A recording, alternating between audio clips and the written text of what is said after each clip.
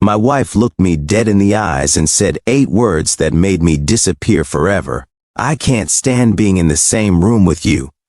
Stop. Before you judge me for what I did next, you need to understand something. This wasn't some heated argument after forgetting an anniversary. This wasn't about money, infidelity, or any typical marriage problem. No, what Patricia revealed that night in a luxury Aspen lodge would eventually lead doctors to discover something growing inside her brain. Something that had been destroying our marriage for 5 years without either of us knowing. But I'm getting ahead of myself. My name is Robert Caldwell, and 3 months ago I abandoned everything. My home, my job, my entire life. Because the woman I'd loved for 15 years finally admitted she despised everything about me. The way I breathed, the way I chewed, even my optimism made her skin crawl. Here's where it gets interesting though. What she texted me 3 months after I vanished made me question everything I thought I knew about love, marriage, and the human brain. It revealed that sometimes the person hurting you the most is actually screaming for help from inside their own personal hell. Have you ever felt like your partner became a complete stranger overnight? Like the person sharing your bed was suddenly wearing a mask they couldn't take off? Drop a comment below if you've experienced this, because what happened to Patricia and me will completely change how you view relationship problems forever. This isn't just another story about a failed marriage. This is about a medical mystery that nearly destroyed 2 lives, a confession that shattered 15 years of love, and a discovery that proves sometimes what looks like emotional cruelty is actually something far more terrifying. If you want to hear how this marriage went from complete destruction to medical miracle, hit that subscribe button right now. Trust me, you've never heard anything like this. Ring that notification bell too, because the stories on this channel will challenge everything you believe about love, loss, and second chances.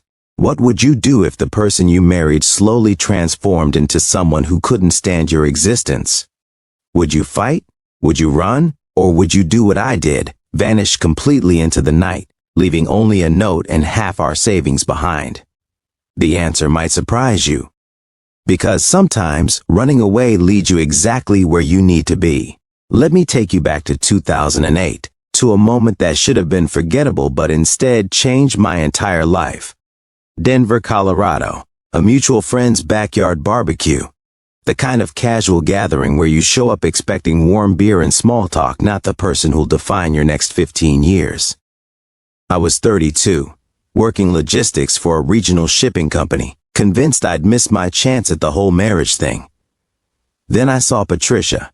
She stood by the dessert table, her laughter cutting through the crowd noise like music. When she turned, nearly dropping her plate of key lime pie, our eyes met. The afternoon sun caught the auburn highlights in her hair, and for a moment, just a moment, the rest of that backyard disappeared. Sounds like something from a movie, right? But here's the thing about real love stories, they start exactly like this. Ordinary moments that become extraordinary only in hindsight. Patricia worked as a graphic designer for a downtown marketing firm. She had this way of seeing beauty in everything. Shadow patterns on sidewalks, the way steam rose from coffee cups, even the organized chaos of my shipping spreadsheets. Within 6 months, I knew. Within 2 years, I proposed at the same spot where we'd first met, right by that dessert table. Our 2010 wedding happened on her parents' Wyoming ranch. Nothing fancy, folding chairs, wildflowers in mason jars, her grandmother's pearl necklace as her something borrowed. When Patricia walked toward me between those crooked rows of seats, I remember thinking I'd somehow won a lottery I hadn't even entered. We bought a small house in the suburbs. Adopted a golden retriever puppy we named Biscuit because he was the exact color of shortbread cookies. Friday date nights became our religion. Sunday mornings meant newspapers and coffee on the back porch. We talked about kids, about growing old together, about the nursing home where we'd race wheelchairs down hallways. For 7 years, we were that couple. You know the type, finishing each other's sentences, inside jokes nobody else understood, still holding hands at the grocery store. Friends called us disgustingly happy. Patricia's sister Catherine once said we'd ruined her dating life because we'd set the bar impossibly high. Looking back now, though, the signs were there. I just refused to see them. Year 5, Patricia started getting headaches. Just stress, she'd say, popping ibuprofen like candy. Year 6, her legendary patience began cracking. She'd snap over tiny things, a misplaced remote, me forgetting to use a coaster, biscuits' muddy paws. Year 7, the woman who used to leave love notes in my lunch bag stopped saying I love you back.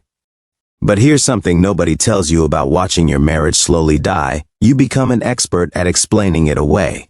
Work stress, hormones, bad timing, rough patches every couple faces. You create 1,000 excuses because the alternative, admitting something's fundamentally wrong, feels like giving up. Before I continue, tell me, what would you do if your spouse suddenly became cold and distant? Would you fight to fix things? Would you give them space? Or would you convince yourself it's just temporary? Drop your answer in the comments, because I guarantee your response will change after you hear what was actually happening inside Patricia's brain. The woman I married was disappearing, replaced by a stranger wearing her face. But the real tragedy? She knew it was happening. She watched herself transform, powerless to stop it, trapped behind eyes that had forgotten how to show love. What came next would test everything I believed about commitment, about those wedding vows, especially the part about in sickness and in health. By year 7, our house had become a museum of better times. Patricia moved her workspace into the guest bedroom, just temporarily, she promised, hauling monitors and design tablets down the hallway. Big project coming up. Need total focus. A temporary arrangement. Lasted 8 years. The changes crept in like fog. Slow, silent, impossible to pinpoint when they started. Patricia began working until 2, sometimes 3 in the morning. When I'd bring her chamomile tea, she'd barely glance up from her screen. Thanks, she'd mutter, the word flat as cardboard. The tea would sit untouched until morning, a cold reminder of my failed attempt at connection. Our Friday date nights became maybe next week. Our Sunday morning coffee ritual turned into me drinking alone while Patricia slept until noon, exhausted from another late-night deadline. When I suggested we start trying for children, something we'd always planned, she'd change the subject so fast I'd get whiplash. Maybe next year, Robert. The firm's expanding. Bad timing. Next year became the year after. The year after became never. By year 10, we were ghosts haunting the same address. 2 people who happened to share a mortgage and occasionally passed each other in the kitchen. Our dinners had become silent performances, forks scraping plates, biscuit whining for scraps, the wall clock counting down another evening of nothing. I tried everything. Remember that cooking class I mentioned? I enrolled us in an 8-week course downtown. Patricia attended exactly twice before claiming her project schedule made it impossible. I finished the course alone, learning to make beef Wellington for a wife who'd started eating cereal for dinner. The surprise anniversary trip to Napa Valley? I'd researched vineyards for months, booked the perfect bed and breakfast, even arranged for a hot air balloon ride. Patricia's response? Robert, that's sweet, but I can't abandon my team for a whole week. Maybe we can do a long weekend instead? We never went. When I finally suggested couples counseling, Patricia actually laughed. Not her old, warm laugh. This was sharp, almost bitter. We don't need therapy, Robert. Every marriage has rough patches. We're just busy. Things will calm down. My friend Daniel, who'd survived 2 divorces, pulled me aside at a poker night. Robert, he said, studying his cards like they held the secrets of the universe, when they stop fighting with you, that's when you should worry. Anger means they still care enough to engage. Indifference? Brother, that's the real relationship killer. I didn't want to hear it. Couldn't accept that Patricia's emotional distance was worse than screaming matches. At least arguments meant passion still existed somewhere. Then came April 2023. Patricia's firm planned their annual retreat in Aspen, 3 days of team building at a mountain lodge. Spouses were invited for the final evening's dinner. I drove up Saturday afternoon, rehearsing conversation topics, determined to be the charming husband her colleagues expected.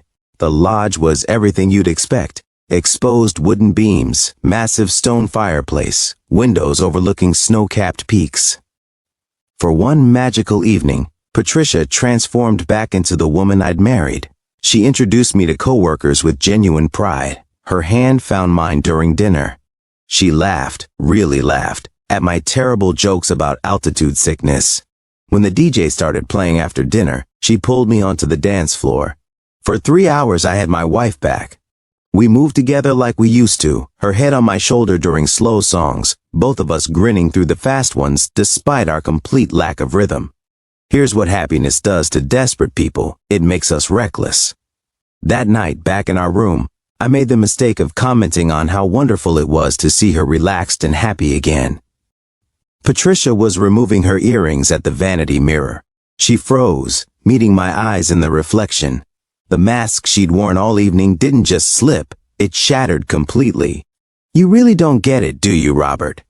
Those 9 words marked the beginning of the end, or so I thought. The truth was far more complicated, far more heartbreaking, and involved something neither of us could have imagined. "You really don't get it, do you, Robert?"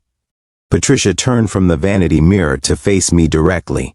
The warmth from earlier had vanished, replaced by something I'd never seen in 15 years of marriage, a mixture of exhaustion, frustration, and what looked like pity. "Get what?"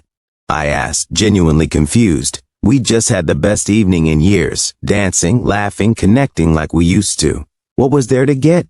She stood up, still in her cocktail dress from dinner, and began pacing the room. The wine from dinner had loosened something in her, some carefully maintained wall finally cracking under pressure. "Robert, I've been pretending.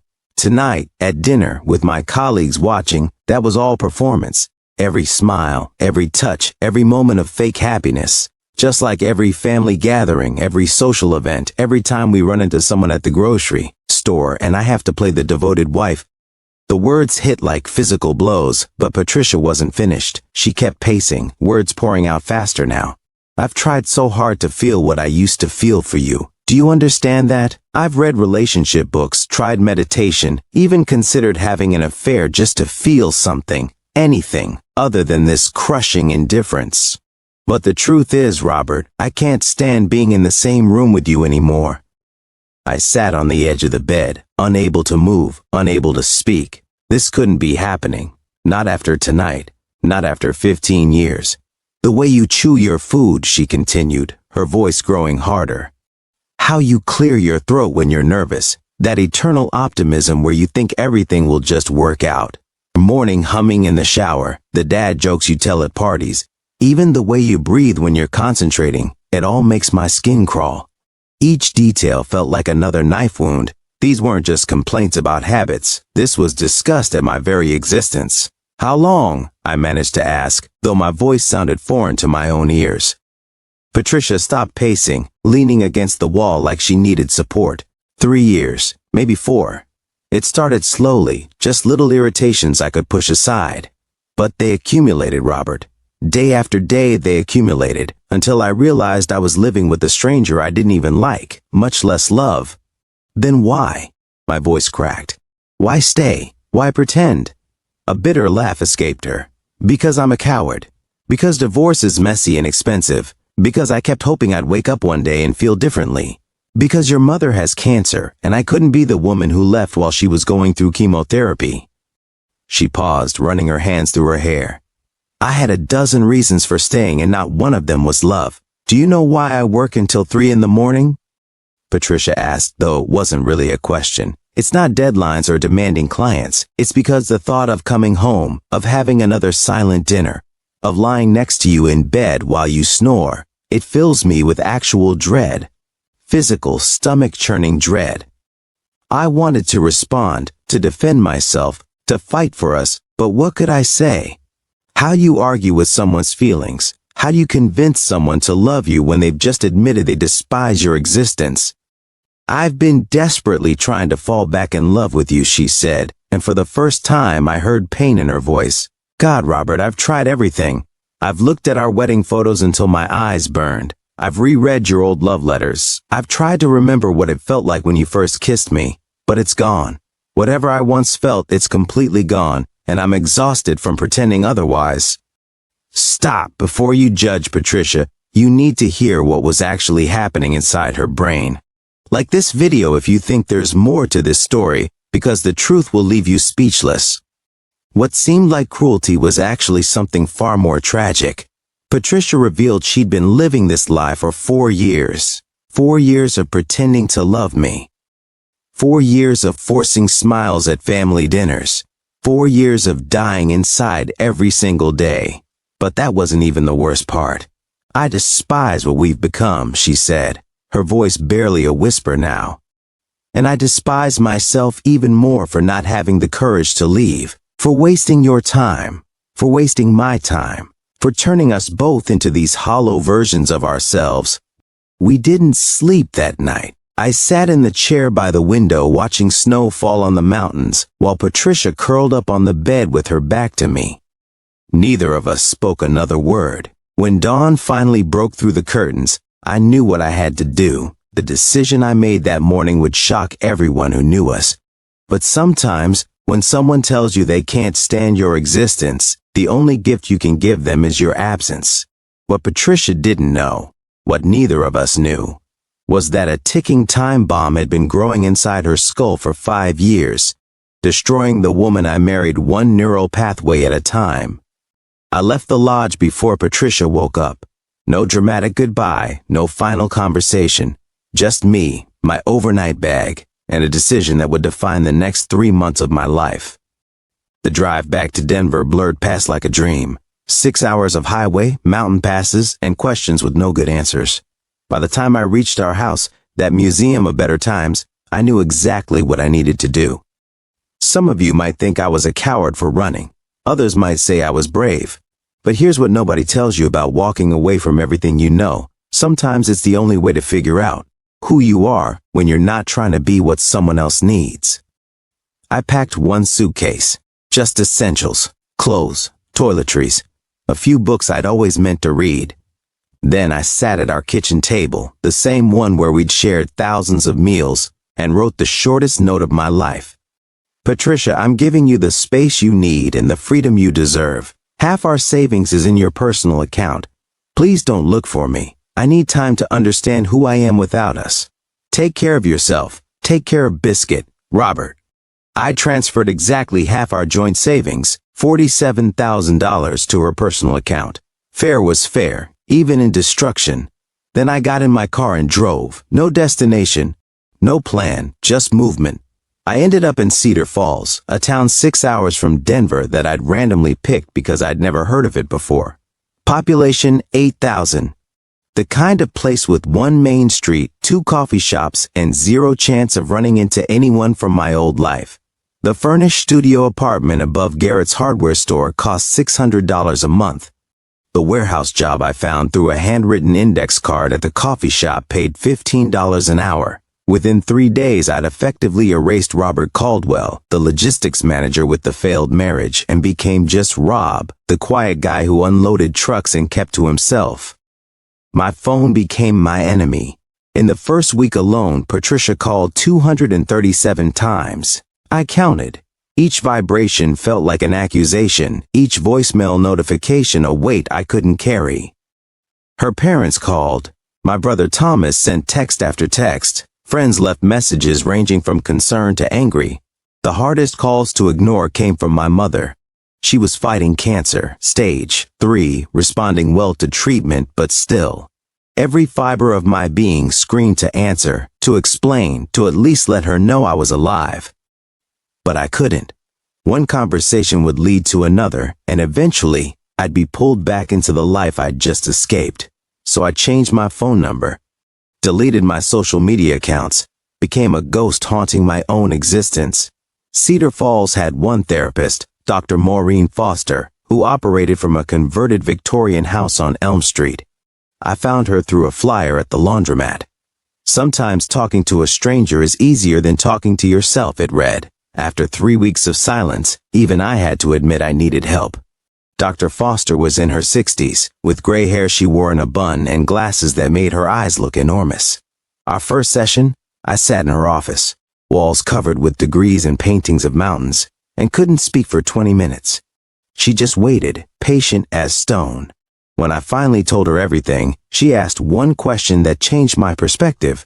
Robert, are you grieving your marriage or grieving the discovery that it's been dead for years? Both. The answer was both. Marriages don't fail because of one person, she told me during our third session. They fail because of patterns, unspoken expectations, and the accumulation of small wounds that never properly heal. You both stopped seeing each other as complete people and started seeing only the roles you played: husband, wife, provider, partner. When that happens, resentment becomes inevitable. Evenings in Cedar Falls followed a routine. Walk through Riverside Park until sunset. Dinner at Murphy's Diner. Always the same booth, always the same order. Then home to write in a journal I'd bought at the dollar store, trying to make sense of 15 years that had apparently meant nothing. The isolation was crushing but necessary. For the first time since I was 32, I had to figure out who Robert was when he wasn't trying to save a marriage, wasn't trying to make Patricia happy, wasn't trying to be the perfect husband. 3 months. That's how long I lived as a ghost before finally feeling ready to face the wreckage of my old life, ready to file for divorce, ready to apologize to my family, ready to move forward. I had no idea that Patricia had written me an email that would change absolutely everything. 3 months of silence had prepared me for anything, except what I actually found. July in Cedar Falls meant thunderstorms and humidity that made everything feel heavy. I'd finally bought a new phone, ready to reconnect with the world, ready to start divorce proceedings, ready to apologize to everyone I'd abandoned. The plan was simple: check emails, contact a lawyer, begin the painful process of untangling 15 years of shared life. I created a new email account first, then reluctantly logged into my old one. The inbox showed 346 unread messages. Most were what you'd expect: worried family, confused friends, spam about mortgage refinancing. But one subject line, sent just 2 days earlier, stopped my breathing. Please read the truth about everything, from Patricia. My finger hovered over the delete button. What more could she possibly say? What truth could matter after her Aspen confession? But something, call it instinct, call it stupidity, made me open it. Robert, I don't know if you'll ever see this, but I have to try one more time. I've written and deleted this message 100 times, trying to find the right words, but there are no right words for what I need to tell you. 2 weeks after you left, I got a call from my doctor. Remember those headaches I'd been having? The ones I blamed on work stress? They wanted to run some additional tests based on my last MRI. Robert, I have a brain tumor. I read that sentence 15 times. Brain tumor. Brain. Tumor. It's called a glioblastoma, and it's been growing for approximately 5 years. The location and size explain everything. The personality changes, the inability to feel emotions properly, the anger and frustration I couldn't control. The doctor says it's been affecting my frontal lobe, the part of the brain that regulates personality and emotional responses. I'm not telling you this as an excuse. The words I said that night in Aspen were cruel and unforgivable, but they weren't really me. Or rather, they weren't the me I used to be, the me who fell in love with you at that barbecue, who cried happy tears at our wedding, who once loved you more than I thought possible. My hands shook as I continued reading. The coffee shop around me disappeared. The world narrowed to just these words on a screen. The tumor is operable, but there are risks. Significant risks. I'm scheduled for surgery next month. The doctors say that if successful, I might regain some of what I've lost, not memories, but the ability to feel properly again. I've spent these months since you left going through our old photos, watching our wedding video, reading the letters you wrote me when we were dating. I can see the love we had, even if I can't feel it right now. It's like looking at someone else's beautiful life through a window.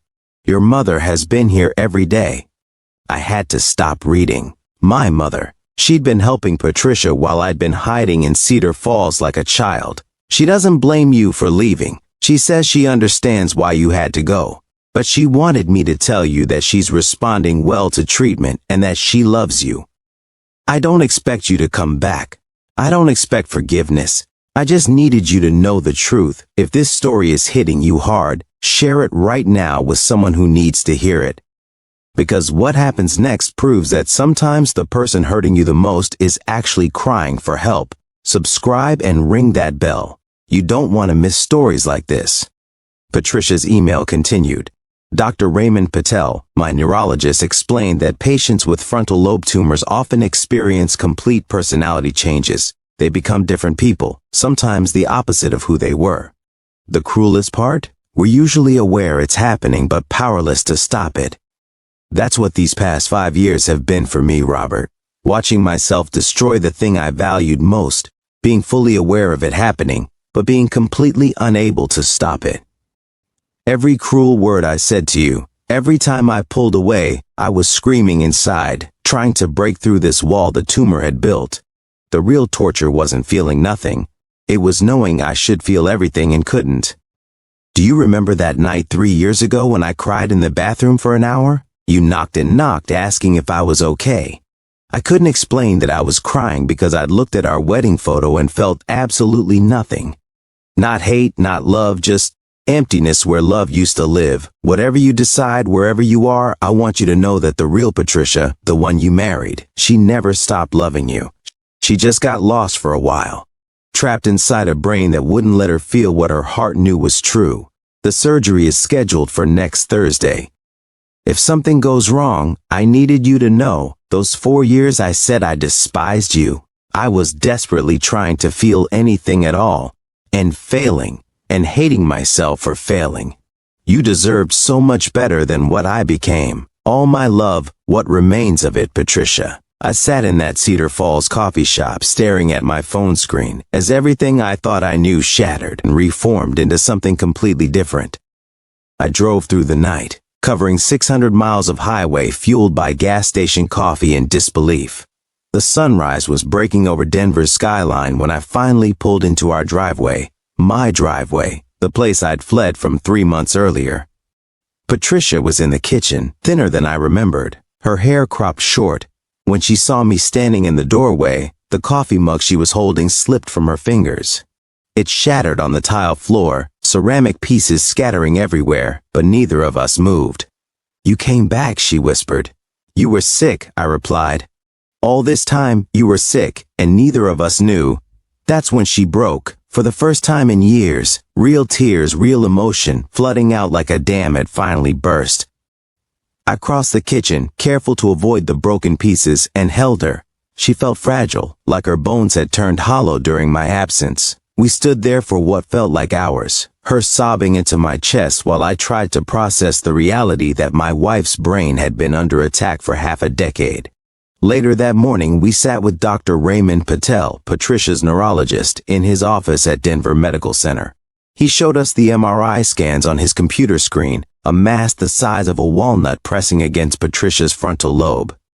"Glioblastomas are aggressive," he explained, his voice calm but serious. "This one has been growing for approximately 5 years. The location explains the personality changes, emotional dysregulation, and inability to access feelings properly. Think of it like a computer virus corrupting specific programs while leaving others intact." He pulled up comparison images. "See this area here?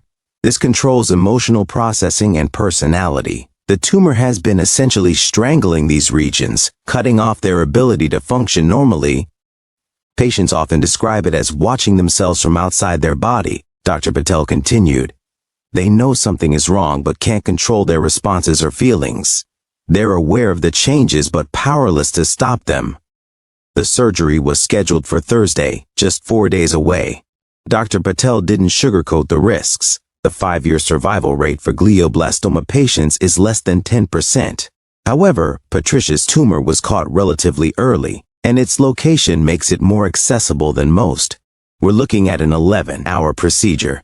Risks include potential paralysis, memory loss, or worse. But without surgery, she has maybe 6 months. 6 months. The words hung in the air like smoke. We spent those 4 days doing mundane things that suddenly felt sacred, sorting through medical paperwork, making lists of bills that needed paying.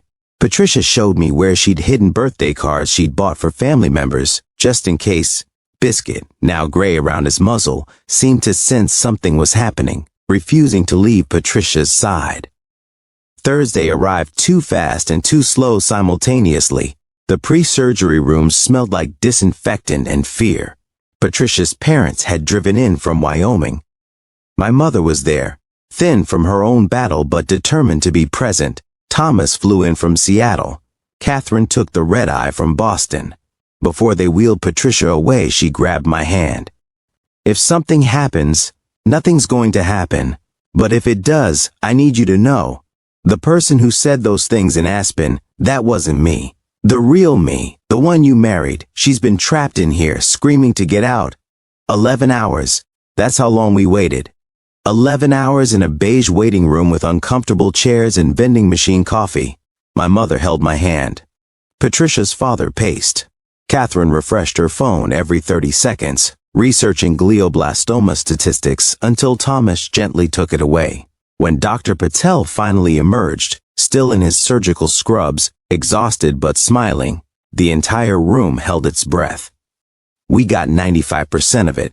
The surgery was successful. Everyone collapsed into tears. Relief, exhaustion, hope, and fear all mixed together. But Dr. Patel wasn't finished. Recovery won't be immediate.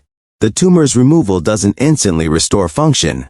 Patricia's brain needs to rebuild pathways that have been damaged for years. Think of it like physical therapy, but for personality and emotions. The first week was brutal. Patricia couldn't remember my name some days. She'd stare at Biscuit like she'd never seen a dog before. But then, 6 weeks into recovery, something shifted.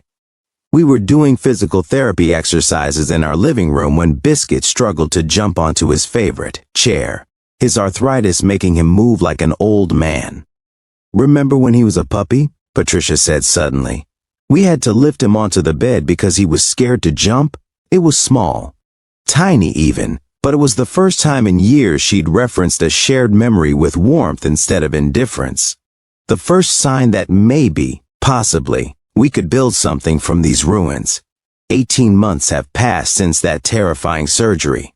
A year and a half of rebuilding not just Patricia's neural pathways, but our entire existence together.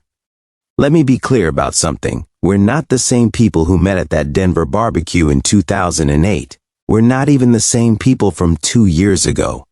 Those versions of ourselves are gone, replaced by two individuals who've walked through hell and decided to keep walking together.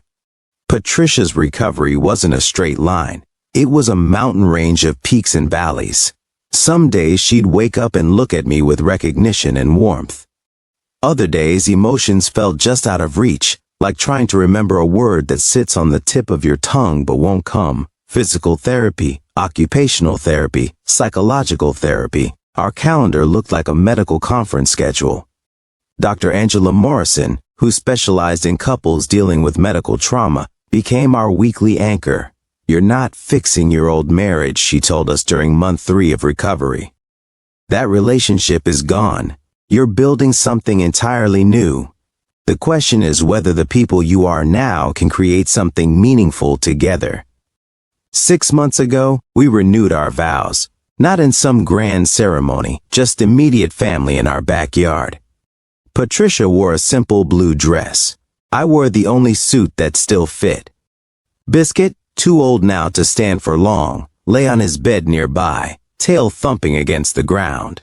The vows were different this time. No promises of eternal happiness or growing old together.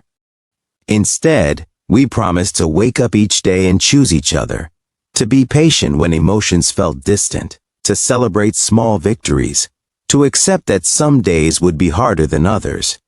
Patricia's father, a man of few words, said something that day that stuck with me. First marriages are built on feelings. Second chances are built on choices. The guest room that once served as Patricia's escape has been transformed into an art studio. During recovery, her occupational therapist suggested painting as a way to rebuild neural connections. Patricia discovered she had a gift for it. Abstract pieces full of color and movement, each one representing a feeling she was trying to access. It's like my emotions are speaking through the paint, she told me one afternoon, covered in blues and greens. Even when I can't feel them directly, they're still there, finding another way out. Our house has new life now. We adopted a rescue mutt from the shelter, a scruffy terrier mix Patricia named Hope. Not subtle, but Patricia said subtlety was overrated after everything we'd been through. Hope seems to instinctively know when Patricia's having a difficult day, curling up beside her, a warm reminder that healing isn't always linear. The challenges haven't disappeared.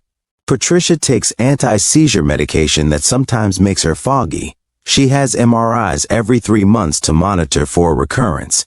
That particular sword never stops hanging over glioblastoma survivors. Some days she'll look at our wedding photos and feel nothing, then cry about feeling nothing, then laugh about crying. It's a roller coaster we've learned to ride. But there are victories too. The morning Patricia woke up and said she'd dreamed about our first kiss. The evening we slow danced in the kitchen while dinner burned on the stove. Not because we were distracted by passion, but because we were determined to dance whether we felt like it or not. The afternoon she laughed, really genuinely laughed, at one of my terrible jokes, then looked surprised like her body had remembered something her brain had forgotten. Love isn't just a feeling, it's a choice, a commitment, a series of small actions taken even when the feelings aren't there. Patricia chose to fight through surgery with only a 10% chance of 5-year survival. I chose to return when I could have stayed hidden. We both choose every single day to believe that what we're building matters. The statistics say Patricia shouldn't have survived this long with such positive outcomes. Glioblastomas are brutal, unforgiving, but she's already beaten the odds, and we've learned to live in the space between hope and reality. Our story could have ended that night in Aspen. It could have ended with divorce papers and bitter silence. Instead, it became something else. A testament to the fact that sometimes what looks like cruelty is actually disease, what seems like indifference is actually imprisonment, and what appears to be the end might just be a different kind of beginning. We don't know what tomorrow brings, but today we're here, choosing each other, building something new from the ruins, living proof that sometimes the most shocking confessions lead to the most unexpected salvations. Here's what nobody tells you about marriage. Sometimes the person you think is destroying you is actually being destroyed from the inside out. Patricia's story taught me that cruelty often masks profound suffering. For 4 years, I believed my wife had fallen out of love with me. The reality? She was imprisoned in her own mind, watching herself hurt the person she loved most, completely powerless to stop it.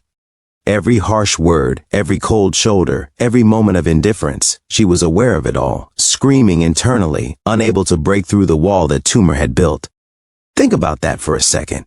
How many relationships end because we assume emotional distance means lack of love? How many divorces happen because we never dig deeper into sudden personality changes?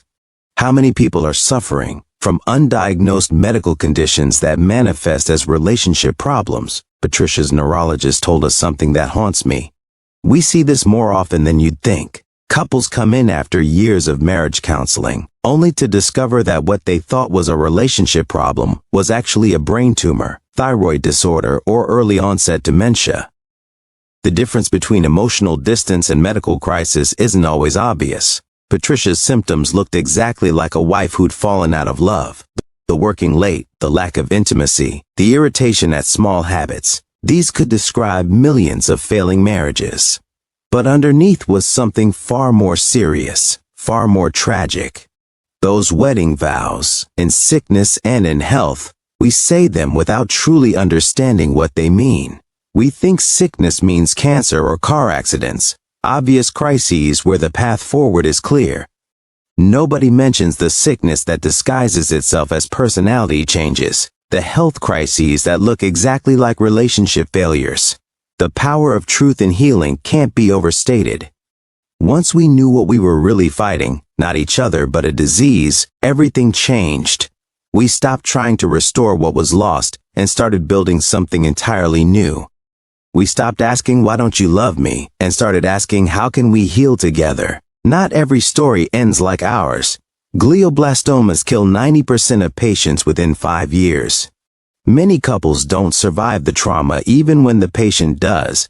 But Patricia and I learned that love isn't just an emotion you feel. It's a decision you make repeatedly, especially when feelings fail you. If Robert and Patricia's story touched your heart, proved that miracles exist, or changed how you view your own relationship, then you need to subscribe right now. Hit that button below. Comment "Love wins" if you believe second chances are possible. Share this with someone who needs hope today. Someone whose marriage feels broken. Someone facing medical challenges. Someone who needs to know that what looks like an ending might be a beginning. Ring that notification bell so you never miss another story that could change your perspective on love, loss, and redemption. Remember, sometimes the most shocking confession isn't about hate. It's about love that never truly died. Sometimes it's about a love so strong it survived, even when the ability to feel it didn't. Thank you for listening to our story. Now go hug someone you love and maybe, just maybe, ask them how they're really doing.